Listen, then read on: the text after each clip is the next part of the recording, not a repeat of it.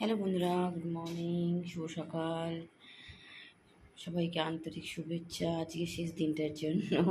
কারণ বছরের প্রথম দিনের জন্য তো সবাই শুভেচ্ছা জানায়। আমাদের কথাতেই আছে শেষ ভালো যে সব ভালো। তাই শেষ দিনের জন্য শুভেচ্ছা জানাচ্ছি, বছরের দিনটা ভালো কাটে। আগামী আসছে বছরের দিনগুলোর জন্য যাতে ভালো শারীরিক সুস্থতা, মানসিক শান্তি পায় সবাই, আমিও যাতে ভালো থাকি। ঠিক আছে। জানি না কী কী জানো তোমরা, যে আমাদের চড়ক মেলা বলে হয়, তো আমাদের এখানে চড়ক মেলা হয় ভীষণ বড়।